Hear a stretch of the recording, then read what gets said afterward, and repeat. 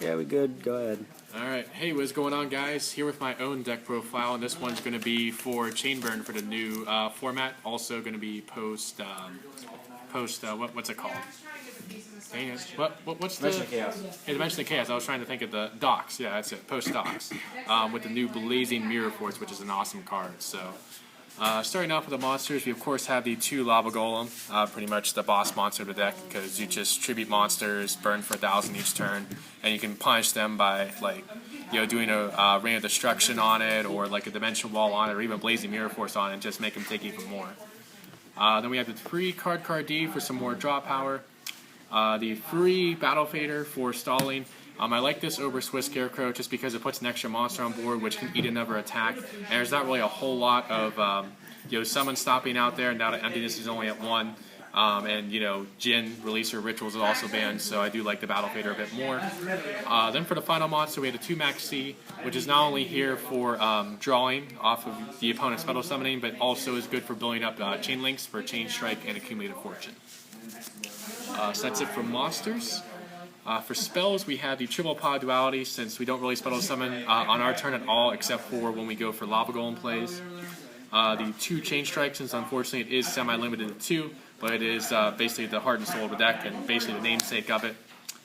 Then for the final spell, we have the 1 Day of Peace. For traps, we have the triple Accumulated Fortune. Of course, you can only activate as Chain Link 4 or higher, and you basically draw 2 cards off of it as long as you don't activate cards with the same name or same effect in the same chain. So it's just really nutty when you're able to combine it with another Accumulated or with a Reckless Greed. Then speaking of, we have the free Reckless Greed for more draw power. The free Chest Desserts for burning your opponent for 500 times the amount of monsters they control. Then we have 2 Secret Blasts and the 1 Secret Barrel. Secret Blast is kind of like a Blaze Phoenix, but as a trap card. Burns the opponent for 300 times the amount of cards they control. And then if they do happen to destroy it, it burns them for 1,000. So what's neat is if they say activate effect that would target this, destroy it, you can change Secret Blast and it will deal them the damage for whatever cards you have on field. And then in a new Chain Link, when it goes to graveyard, it will also inflict 1,000 damage, which can be really powerful. Then the Secret Barrel, of course, inflicts 200 to the opponent times the number of cards they have on field and in hand. Then the new card that really gave this deck a really good boost is the 2 Blazing Mirror Force. Of course, acts like Mirror Force, but just with the extra effect of Rain of Destruction, burning the opponent, burning both players for half the attack of the combined monsters is really powerful. And the fact as well that it doesn't require your opponent to have equal to or more than the life points of the damage that this does, makes it to where you can end the game with this a lot easier than you could off of Rain of Destruction. Then we have the 2-Dimension Wall. Biggest reason for this is because with Cosmos and Magic Specters being pretty relevant this format, they unfortunately have effects that prevent them from being targeted or being destroyed. And Dimension Wall does not destroy, does not target, doesn't even affect the monster. It just redirects damage. So it can be really good for just punishing them for having a big monster on board like a Dark Destroyer, and just redirect that damage to them. Then we have the 2 Ojama Trio. This is really good in combination with your own cards. It adds 900 damage to Secret Blast, 600 to Secret Barrel, 1500 to Chest Desserts, and it also boosts up the ability of, the Balance of Judgment card, which we'll see here in a minute.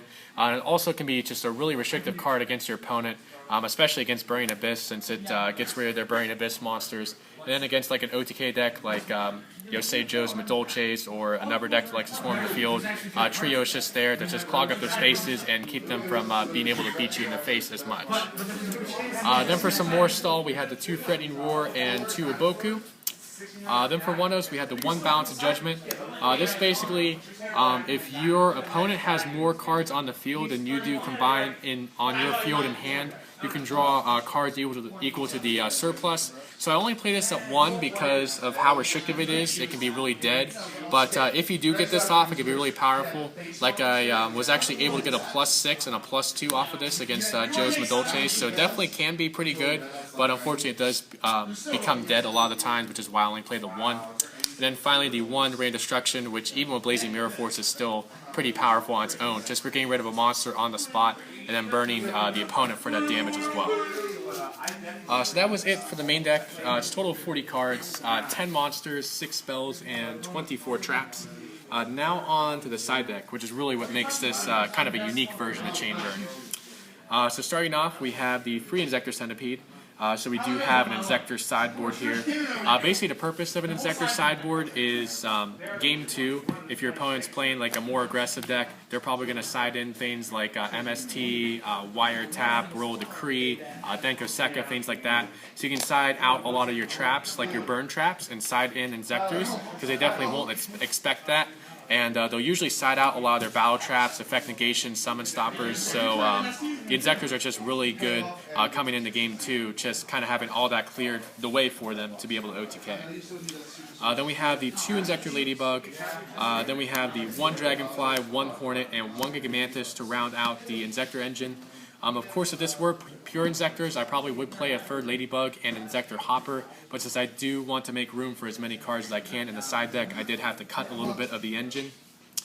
Then we have the free MST, which you can not only side just on its own to deal with things like Roll Decree and Wiretap, you can also, of course, side in with your Inzektor engine since it gets rid of floodgates and also combos off of your own equips.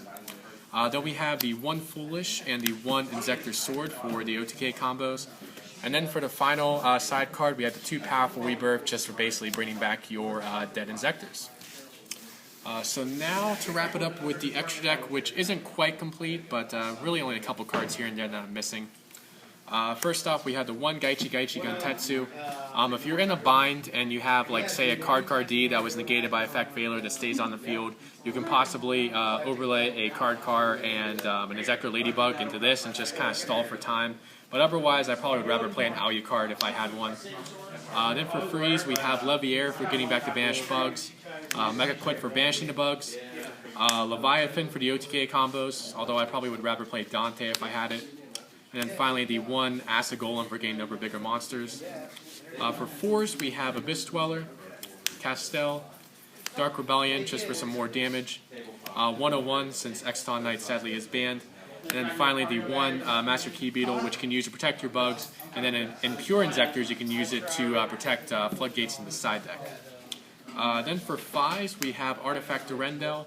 It's really good against like a deck that will have hand traps, like say an Honest or like a Swiss Scarecrow or a Battle Fader that can potentially stop your OTK plays. You can just use Durendel before they would try to use those, shuffle their hand, and hopefully try to blow right through them. Exostag, Volcasaurus, Shark Fortress for the OTKs, and then finally Gaia Dragon to overlay on top of your rank 5s. So that is it for the deck profile on the Chainburn / Inzektor deck for the November 2015 ban list. Big thank you to Joe for recording for me behind the camera. And of course, guys, remember to like, comment, and subscribe, and I will catch you guys next time. Well, I'm sure it is.